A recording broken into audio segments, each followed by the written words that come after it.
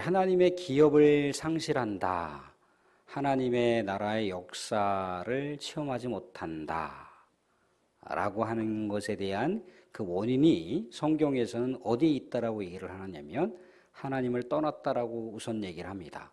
하나님의 말씀을 외면했다라고 얘기를 하는 거죠. 그리고 하나님께서 준엄하게 말씀하신 대로다가 하나님 말고 하나님과 비슷한 또 다른 가치를 우상으로 섬겼기 때문이라고 얘기를 합니다.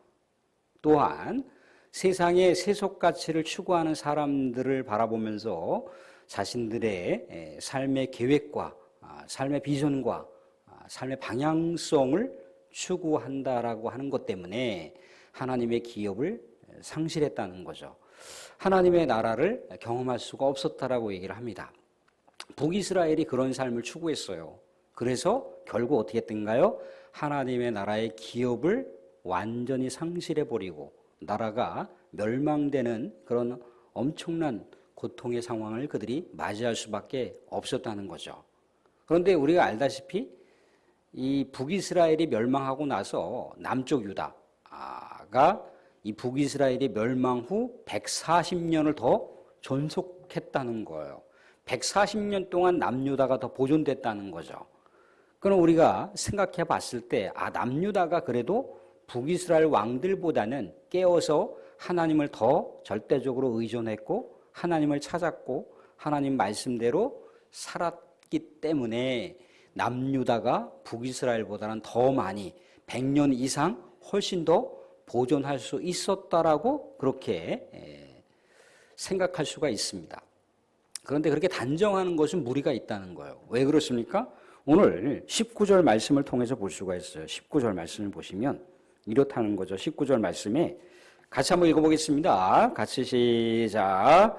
유다도 그들의 하나님 여호와의 명령을 지키지 아니하고 이스라엘 사람들이 만든 관습을 행하였으므로 남유다도 그랬다는 거예요.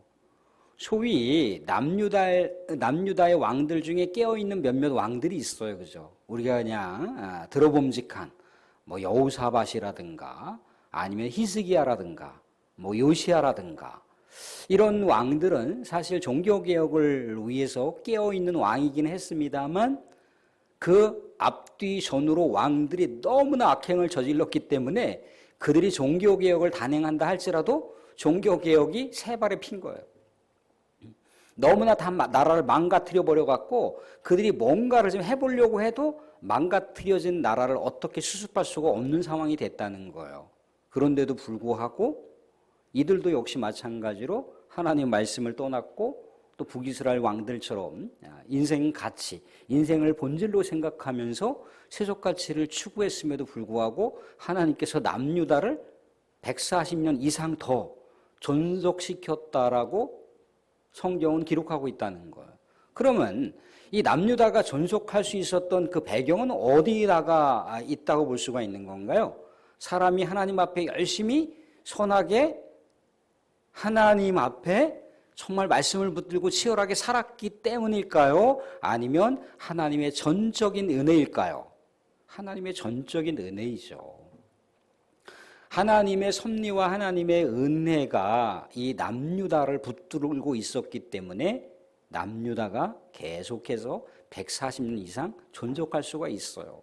그리고 하나님께서 늘 언제나 남유다의 왕들의 그 기준점을 세워놨던 그 왕이 있습니다. 남유다의 왕의 기준점은 누군가요? 항상 다윗이에요. 다윗. 근데 다윗만큼 남유다 그 후세대 왕들이 그 정도의 신앙을 갖지 못했다는 거예요. 그래서 결국 140년 동안 존속했지만 남유다도 멸망을 해버렸다는 겁니다. 하나님의 기업을 상실했어요. 그러니까 북이스라엘이나 남유다나 다 하나님의 기업을 상실하는, 물론 시간의 차이점은 있기는 했으나 다 상실해버리는 그런 하나님의 고통이 성경의 말씀 가운데 기록되었다는 거예요. 그게 하나님의 고통이라는 거죠. 남유다도 역시 마찬가지로 자신의 그 왕자들을 인신제사로 드려버리는 그런 이방의 풍속을 따라서 그렇게 사람을 불태워 죽이는 그런 일들을 버젓이 벌였다는 거예요. 우상을 섬겼다는 거죠. 그죠? 그리고 이방의 제국들이 뭔가 그들이 제국을 세울 수 있을 만큼의 그런 강력한 뭐 국방력이나 강력한 경제력을 어디서 얻을 수 있었을까 보니까 그들 나름대로 그런 가치를 생산할 만한 비법들을 자꾸만 남유다가 하나님을 바라보지 않고 그 비법들을 자꾸만 전수받으려고 애썼다는 거예요. 그래서 두 나라가 하나의 민족이지만 두 나라가 우리처럼 남과 북으로 나뉘어져 있었던 이스라엘이 무너졌다라고 하는 것을 성경에서는 얘기하고 있습니다. 물론 이렇게 얘기할 수도 있어요. 뭐 세계사적인 배경을 가지고 뭐 그때의 제국주의가 엄청나게 편만했고 수많은 그런 제국들이 우후죽순으로 드러나서 소수민족들이 멸망할 수밖에 없었지 않았느냐. 그래서 뭐 북이스라엘과 남유다가 뭐 군사 외교적으로 너무나 열악한 환경 가운데 이 제국주의를 감당할 재간이 없어서 무너졌다라고 그렇게 우리가 역사 배경 가지고 접근해서 해석할 수도 있으나 성경은 그런 걸 얘기하지 않습니다. 성경은 오직 무엇을 얘기하나요? 북이스라엘이 신앙으로 무너졌다는 거예요. 남유다가 신앙으로 무너졌다는 얘기를 공통적으로 얘기를 하고 있다는 거예요. 사랑하는 사람들, 왜 우리도 이렇게 접근해 볼 수 있지 않나요? 왜 북쪽은 쉽게 무너졌고 남쪽은 그나마 계속해서 이렇게 믿음의 역사를 이어가는 이유가 뭔가요? 믿음의 사람들이 있고 믿음의 사람들이 깨어서 기도하고 있기 때문이라고도 우리가 볼 수 있지만 오직 하나님의 전적인 은혜예요. 하나님께서 전적으로 이 남쪽 대한민국을 붙들어 주시기 때문에 우리가 신앙에 있어서 자유함을 누릴 수가 있는 겁니다.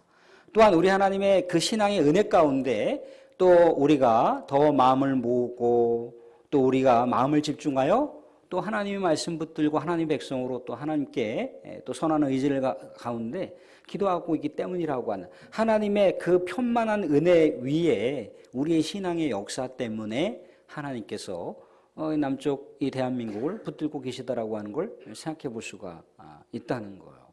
근데 얼마 전에 이제 도대체 그럼 대한민국에 도대체 신앙인들은 몇 명이냐, 교회 교인들은 몇 명이냐라고 이렇게 통계치를 발표한 적이 있어요. 불과 이제 뭐 한 15년, 뭐 20년 전만 해더라도 한국 교회 교인들이 몇 명이라고 얘기합니까? 뭐 1,000명, 1,000만 명, 뭐 어떤 데는 뭐 1,100만 명 그렇게 얘기를 하고 있어요. 인구 4분의 1이 기독교인이다라고 얘기를 합니다. 그것도 뭐 천주교인을 뺀 거예요. 1,100만 명, 1,000만 명 그렇게 얘기를 하고 있어요. 근데 이제 얼마 전에 통계치가 나왔는데 2023년도 통계치가 나왔는데 650만에서 700만 명 정도 된다고 얘기합니다. 650만 명에서 700만 명. 근데 거기서도 뭐 이단 사입이 빼버리면 또 이중 삼중으로 이렇게 기록해 놓은 상황들이 있을 거 아니에요. 그죠? 뭐 어떤 분들이 또 관계교회 다닐 수도 있지만 또 어떤 분들이 또 다른 교회에도 이렇게 교적이 있는 분들이 있을 수 있잖아요. 그죠? 그럼 그 교회에 옮긴 교회에도 흔적이 있다는 거죠. 그죠? 그럼 이중적으로다가 교회에 교적 죄인으로다가 이렇게 남아 있잖아요. 그죠? 교적이 교인으로 남아 있기 때문에 이중적인 그런 교회 교인으로 등록이 되어 있다는 거예요. 이렇게 저렇게 빼면 제가 생각하건대 한 500만 명 정도. 500만 명 정도. 근데 이게 500만 명 정도라고 하는 게 사랑하는 성도들 불과 15년 전과 15년이 지난 오늘날의 통계치가 그만큼 엄청나다는 거예요. 그래서 우리 한국 교회가 세계사적으로 모든 세계 기독교의 역사에 한 획을 그었다고 얘기하잖아요. 그죠? 모든 세계가 주목하는 한국 교회가 됐어요. 세계 수많은 교회가 한국 교회를 주목했다고요. 와, 하나님의 위대한 성령의 새 역사를 썼던 한국 교회를 주목해보라 그랬거든요.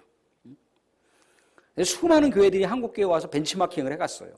벤치마킹을.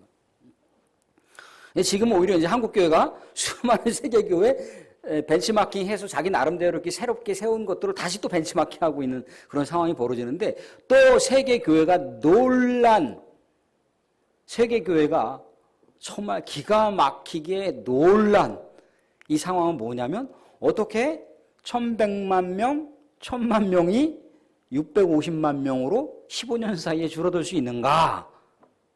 라고 하는 것도 놀랄 만한 일이라고 얘기를 합니다. 놀랄 만한 일. 그러니까 우리가 그 사이에 왜 이렇게 우리 한국교회가 연약해졌을까? 무력해졌을까? 뭐 이렇게 저렇게 뭐 인류학자들이나 아니면 선교학자들은 뭐 이런저런 분석을 할지 모르겠어요. 근데 우리가 성경으로 접근해 보자는 거죠. 왜 이렇게 우리는 연약해졌을까? 왜 이렇게 한국교회가 많이 무너졌을까를 생각해 보자는 거죠. 15년 동안 거의 500만 명이 날아간 거예요. 600만 명이 거의 날아간 거예요. 15년 동안. 그럼 그 원인은 어디에 있었을까? 북이스라엘과 남유다가 하나님을 버렸잖아요. 그죠? 하나님의 말씀을 떠났잖아요. 그죠? 하나님과 세상의 세속가치를 나란히 놨잖아요. 그죠? 그리고 세상의 세속가치를 세워가고 있는 것을 끼웃끼웃하면서 그 방법론을 배우려고 애썼다는 거죠. 그죠? 그런 모습을 생각해 보게 되면 제가 굳이 여기서 일일이 나열하지 않더라도 한국교회 성도들이 얼마만큼 세속적인 사람으로 변질되었는가를 우리가 생각해 볼 수가 있는 거죠. 근데 이런 상황에서요, 남유다와 북이스라엘의 그 하나님이 기업을 상실했던 그 모습을 우리가 견주어 봤을 때 이방 사람들은 또 이렇게 반응을 하더라는 거죠. 어떻게 반응하냐면 다 읽어보지는 않겠지만 이제 이방 사람들, 이 아수르가 이주 정책을 폈어요. 그죠? 이주 정책을 편 게 뭐냐면 사마리아, 이 북이스라엘 멸망시켜 놓고 이 북이스라엘 수도라고 일컬어지는 사마리아 땅에다가 다른 외국인들을 갖다 다 심어놔 버렸어요. 그리고 사마리아에 있는 이 유대 민족을 어디다가 해외로다가 막 이주시켜 버렸어요. 왜? 민족 말살 정책이거든요. 그랬더니 사마리아 땅에 왔던 해외 사람들이 어떤 상황 가운데 벌어지느냐면 하나님의 저주를 받는 거예요. 그래서 이방 왕이 어떤 조치를 취하고 있느냐면 27절 한번 보실까요? 27절, 28절도 한번 읽어보겠습니다. 27절, 28절 같이 한번 읽어봅니다. 같이 시작.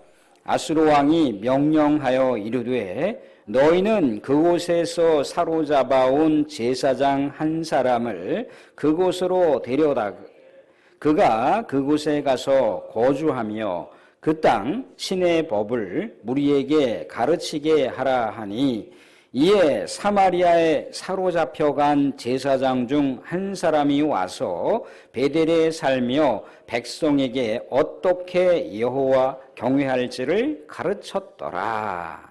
아멘. 그러니까 무슨 얘기냐면 이방 사람들이 이 북이스라엘 사마리아에 왔는데 자꾸만 이방 사람들 안에 재앙이 일어나는 거예요. 자꾸만 뭔가 징벌의 형태들이 자꾸만 벌어진다는 거죠. 이런 상황 가운데 이게 도대체 어떤 일 때문에 그런 거냐라고 이제 아수르 왕이 뭔가 면밀하게 이 검사단들을 통해서 확인해 보니까 하나님의 백성들이 지키는 하나님을 섬기고 하나님 말씀을 붙들고 살아가는 것을 이방 사람들이 하지 않았기 때문이라고 그렇게 뭔가 평가가 나온 거예요. 그래서 사마리아에 있는 제사장을 통해서 이방 사람들에게 하나님 신앙을 교육하도록 했다는 거예요. 여기까지는 좋으나 그들은 그 신앙의 결단이 하나님을 믿지 않았던 이방인들이 얼마만큼 하나님을 믿는 그런 신앙이 뿌리를 내릴 수가 있었겠습니까? 오래가지 못했겠죠. 그죠? 그래서 29절부터 33절이 그런 내용이에요. 그 노력을 했으나 33절, 34절 같이 한번 읽어볼게요. 33절, 34절입니다. 같이 시작. 이와 같이 그들이 여호와도 경외하고 또한 어디서부터 옮겨왔든지 그 민족의 풍속대로 자기의 신들도 섬겼더라. 그들이 오늘까지 이전 풍속대로 행하여 여호와를 경외하지 아니하며 또 여호와께서 이스라엘이라 이름을 주신 야곱의 자손에게 명령하신 율례와 법도와 율법과 계명을 준행하지 아니했더라라고 나와 있습니다. 그러니까 옛습관을 버리지 못하는 거죠, 그죠? 옛습관. 우리도 그렇습니다. 우리도 하루아침에 내가 예수 믿고 교회 다닌다고 해서 옛날 습관이 여러분들 한꺼번에 그냥 무배듯이 확 그렇게 달아나는 게 아닌 거예요. 그러기 쉽지 않습니다. 뿌리를 내린다라고 하는 것은 그만큼 많은 경륜이 필요하고 많은 신앙의 역사가 필요한 거예요. 단 하루아침에 그렇게 되는 게 아닌 거죠. 근데 이방인들은 어땠다는 거예요? 자신을 섬겼다는 거죠. 자신들의 민족의 신들도 섬기고 여호와도 섬기고 그런 어처구니 없는 광경을 보고 있는 거예요. 이런 일들이 어디서 벌어졌다는 겁니까? 이스라엘 땅에서 벌어졌다는 거예요. 그래서 하나님의 기업을 이스라엘이 상실해 버렸다는 거예요. 하나님을 버리고 하나님 말씀을 추구하지 않고 또 세속 가치를 추구하다 보니까 하나님께서 부여해 주신 그 엄청난 축복을 다 상실해 버리는 그런 엄청난 징계의 상황을 북이스라엘이 마주하고 있었다는 거예요. 결국 어떻다는 겁니까? 이러한 상황을 만든 것에 대해서 하나님께서는 아주 냉엄하게 평가를 하고 있어요. 냉엄하게. 37절부터 40절까지 우리가 읽어보고 말씀을 정돈하도록 하겠습니다. 37절부터 40절까지인데요. 같이 한번 읽어보겠습니다. 같이 시작. 또 여호와가 너희를 위하여 기록한 율례와 법도와 율법과 계명을 지켜 영원히 행하고 다른 신들을 경외하지 말며 또 내가 너희와 세운 언약을 잊지 말며 다른 신들을 경외하지 말고 오직 너희 하나님 여호와만을 경외하라. 그가 너희를 모든 원수의 손에서 건져내리라 하셨으나 그러나 그들이 듣지 아니하고 오히려 이전 풍속대로 행하였느니라. 아멘. 결국 뭡니까? 이 북이스라엘이 하나님의 기업을 상실한 것은요, 어떤 외세의 그 제국주의자들이 너무나 강력하게 이 북이스라엘을 멸망시켰기 때문에, 또 북이스라엘이 군사적으로 열세였기 때문에, 또 제국주의 그런 수많은 나라들이 경제적으로나 또 외교적으로 너무나 강성했고, 또 이 북이스라엘이 외교적으로나 경제적으로 너무나 약해서 북이스라엘이 멸망할 수밖에 없었다라고 그렇게 성경은 진단을 내린 게 아니라 네 탓이라는 거예요. 네 탓. 북이스라엘 네 탓이라는 거예요. 너네들이 하나님의 그 축복을 걷어차버렸다는 거예요. 하나님께서 너네들이 오직 하나님만을 붙들었다면 외세에 아무리 강력한 제국이라 할지라도 하나님께서 막아주셨고 하나님께서 지켜주셨을 텐데 너네들이 우리 하나님의 축복의 말씀을 걷어차버렸다는 거예요. 네 탓이라는 거예요. 네 탓. 하나님의 주권을 버렸다는 거죠. 사랑하는 여러분들, 한국교회가 다시 회복될 수 있는 게, 우리는 다음 세대를 위해서 많이 기도해요. 그죠? 다음 세대를 위해서 기도해야 됩니다. 그런데요, 다음 세대가 왜 이렇게 됐을까도 생각해 보신 적 있나요? 다음 세대 탓하실 겁니까? 우리 탓해야 돼요. 우리 탓. 내 탓입니다. 내 탓.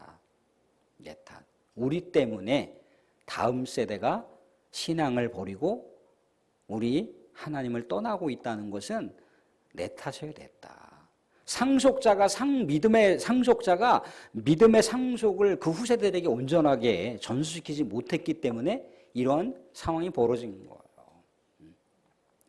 근데 이런 상황이 현실적인 상황 가운데 주어졌고 한국교회가 무너지고 있고 한국교회가 쇠락하고 있는 것에 대한 그런 진단은 우리가 현실적으로 할 수 있지만 중요한 관건은 뭔가요? 다시 회복하는 길을 찾아가야 되는 거죠.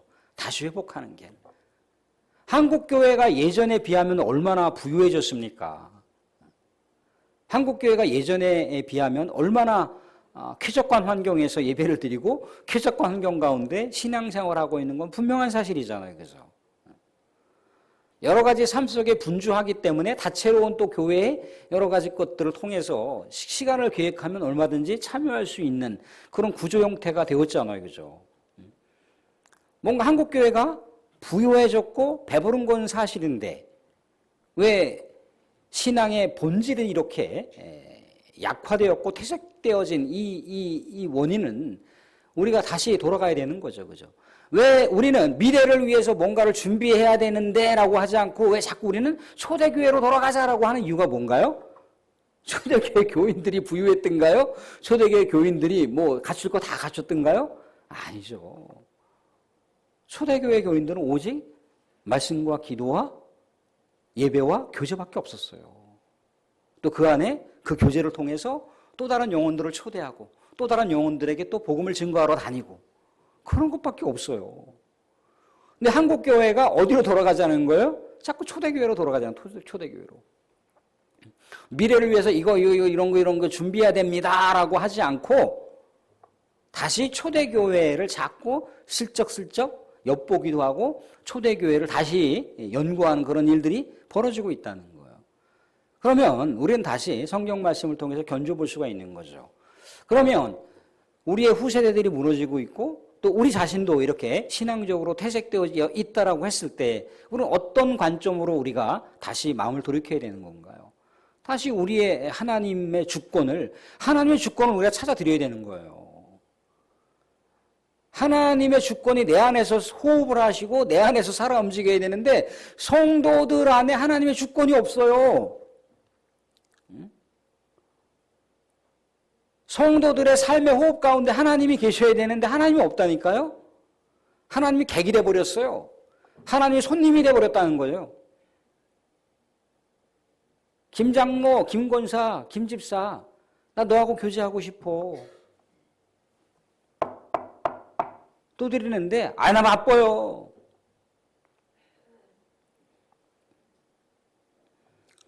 다시 우리가 회복할 수 있는 길. 제가 말하는 건 지역적인 한 개교회를 생각하는 게 아닙니다. 한국교회 전체를 생각해 봤을 때 우리는 다시 우리 개인이 또 신앙 부흥과 신앙 열정을 우리가 다시 찾아야 된다라고 하는 것. 다시 우리 하나님 앞에 우리가 회개해야 되는 거죠. 내 탓입니다. 내 탓입니다라고 얘기 안 하잖아요. 그죠? 이렇게 저렇게 분석들은 많이 하지만 내 탓입니다라고 얘기합니까? 내 사랑하는 후세대들이 신앙의 중심을 갖고 있지 못한 건 내 탓입니다라고 하나요? 그렇지 못하다는 거예요. 다시 우리는 우리 하나님 다시 찾아야 됩니다. 하나님 앞에 우리는 회개해야 돼요. 우리가 과연 하나님을 우리의 인생의 절대 주권자로다가 우리가 추구하고 있는가? 절대 주권자로 추구하면 우리의 살아가는 삶의 형태가 하나님 앞에 절박해야 되거든요. 그런데 하나님 앞에 절박한 게 없어요. 하나님 앞에 우리의 인생의 여정 때 살아가는 데 있어서 절박하지가 하나님 아니어도 얼마든지 근사하게 붙들고 살아가는 것들이 많지 있잖아요. 그죠? 근데 그게 우상이라니까요. 그게 필요 없다가 아니라 그게 우상이 우상으로 둔갑한다니까요. 그러면 하나님보다 그게 우선시 되는 거예요. 그러니까 한국교회가 쇠락해지고 있고 한국교회가 무너지고 있고 한국교회 다음 세대가 사라지고 있는 게 거기서부터 출발되는 거예요.